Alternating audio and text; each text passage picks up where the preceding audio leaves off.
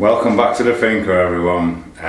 Sharon's not with me at the moment, she's back at the UK with her mum, but on behalf of both of us, we'd just like to say we hope you all had a fantastic Christmas, and we'd like to wish you all a fabulous 2025 in the coming new year. 2025, yes, we like New Year, we quite like New Year because it's a good time for taking stock, it's a good cut-off beginning point. To have a look back what happened over the last 12 months in 2024 in this case. See what you could do better, see what you've achieved, have a look back, give yourselves a pat on the back, etc, etc. So that's exactly what we're going to do in this video.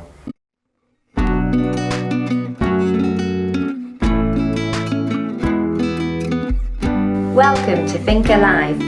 We're Sharon and Andy, just two people with a dream and a vision of restoring our traditional stone-built farmhouse in southern Spain, transforming it into a beautiful off-grid home and sharing our journey with you.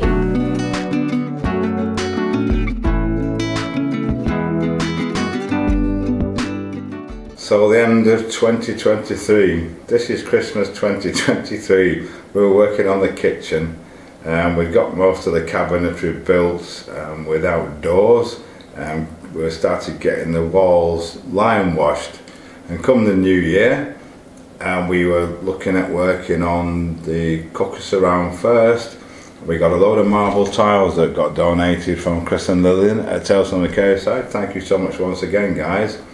They were in a bit of a state, some of them, so we spent like weeks and weeks polishing them and cleaning them to get them looking. These are the tiles for that we used on the cooktop around the cooker.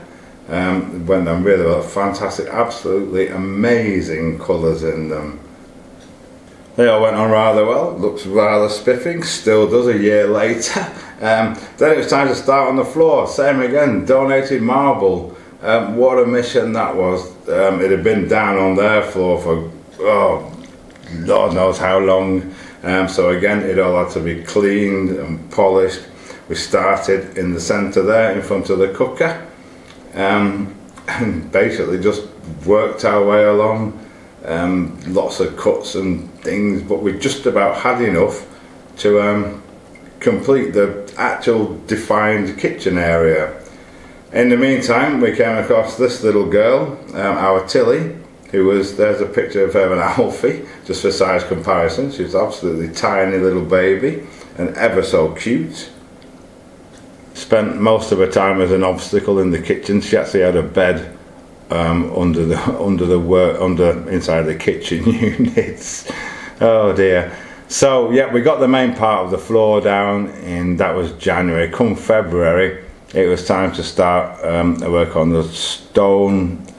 It's more of a passageway because it was, to say, the tiles exactly fitted the kitchen area, so the stonework became a walkway through, which would lead into to the back door, into the courtyard, a little bar area we were going to make, and the room in the centre there, in the darkness, which is now the Snug. Again, it all takes a long time. It took such a long time. We're using traditional methods and traditional materials. So again, another good reason to look back to see how far we have come. So with the floor done, it was time to start putting some doors, make the doors for the cabinets. They came out rather pleasingly well too. And of course, no kitchen is complete without a little table, so we made ourselves a little table.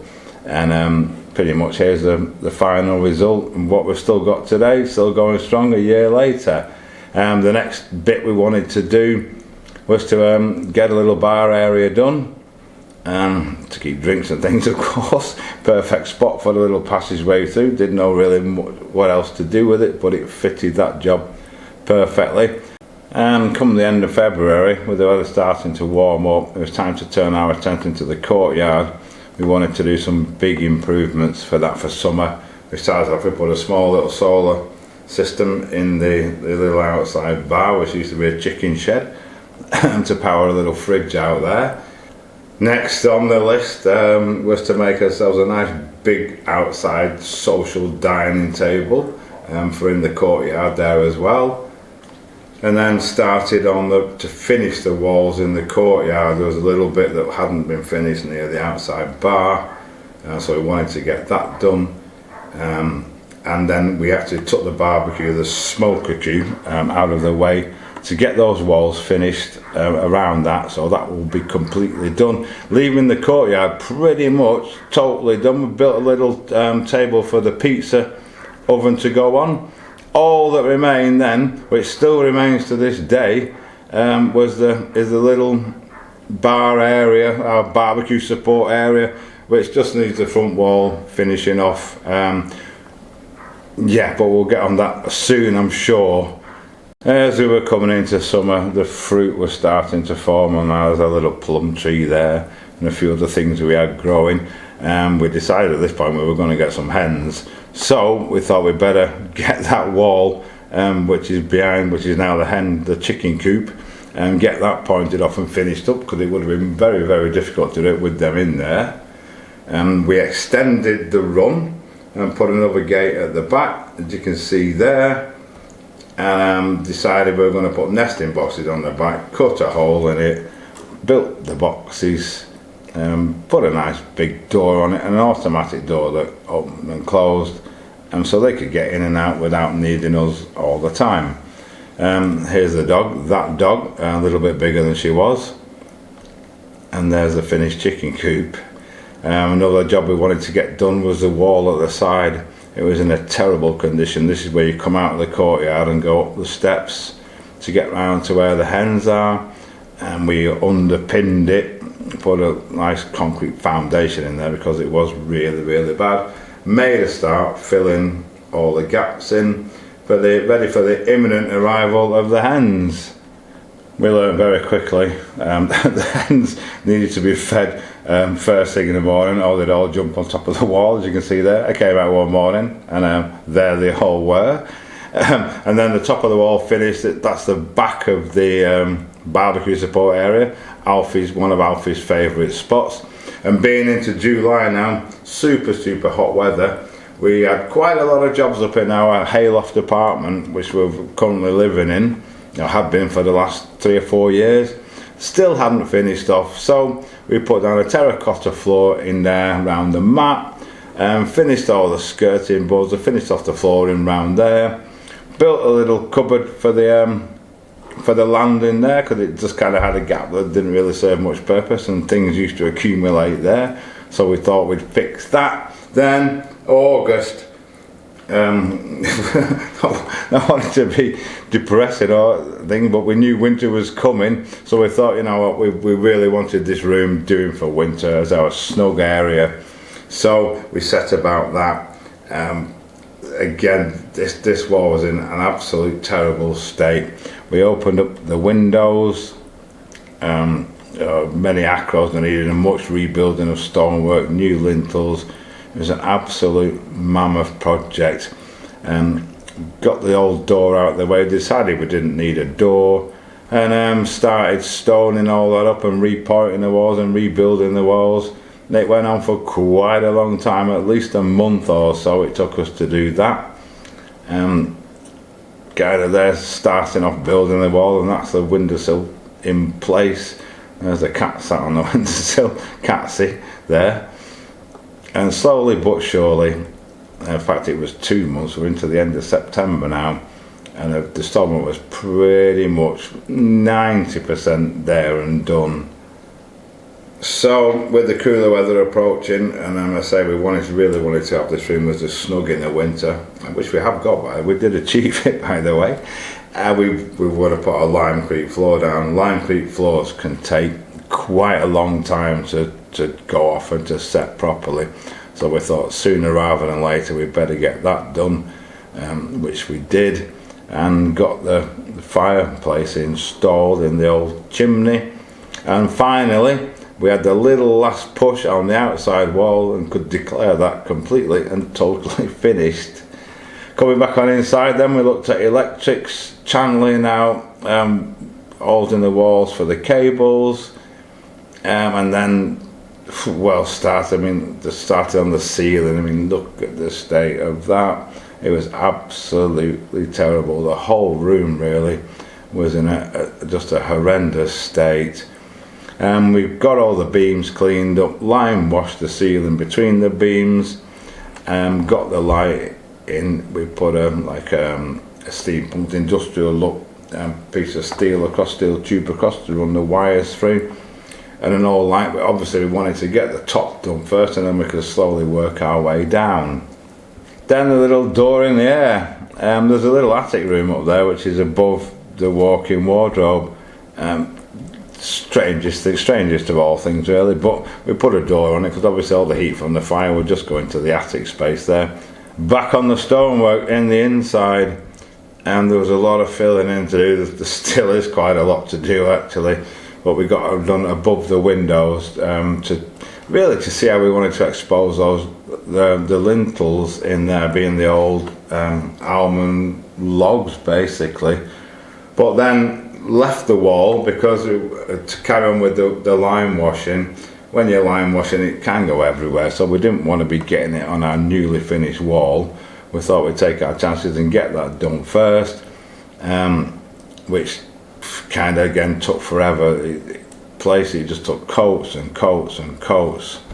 As you would have seen on the last video, our Christmas one, we got all these walls done, a bit of that wall, all this wall lime washed, a lot of the pointing done down to like here, still a bit more to do, and we're going to be carrying on with that when Sharon gets back in the new year. But yeah, we're very, very pleased with it. This chimney breast, there's a little, I can only get a vertical picture of it, but it's absolutely magnificent, and this is going to be done in a plum red, which is another kind of ongoing trial project. But yeah, we're very pleased with it so far. There's one chair in here at the moment, a mirror on it, it's perfect for me and the dog to sit in front of the fire. Yes, as I said before earlier, everything takes such a long time. Do bear with us please. We're using traditional building methods, and it's kind of not a renovation but more of a restoration, but bringing it into the 21st century. Is that where we're at? Into modern day times with things like electricity and lights and all that sort of thing, which they never would have had at the time when the house was built and occupied. The house has been empty. It was over 85 years from before we moved in, which is a long time. So as you can appreciate, it's had a lot of deterioration.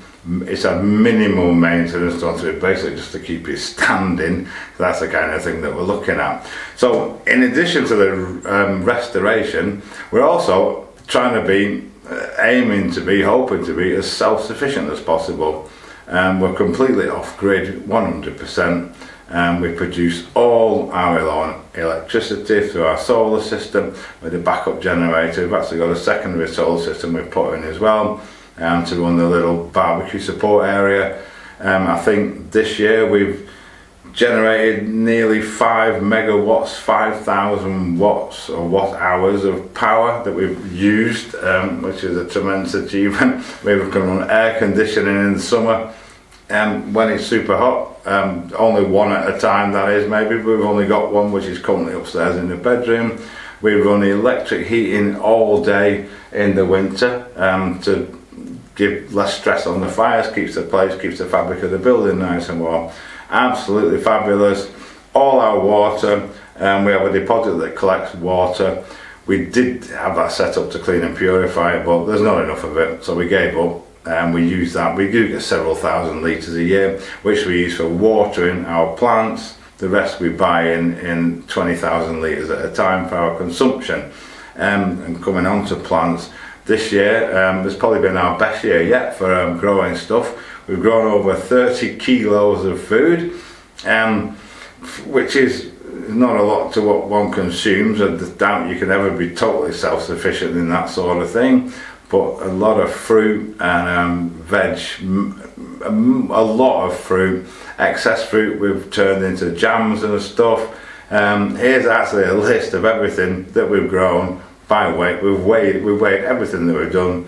We want to try and beat it next year because we'll be better at it. So there we go. Have a look. If you want to have a detailed look at it, pause the video. And not on that list, we've got Brussels sprouts, which we've grown for the first time this year. We've got 2 plants at the back, which are absolutely fabulous. You'll have to wait till next year to see how many of them we grow, but we'll update you with those as we go.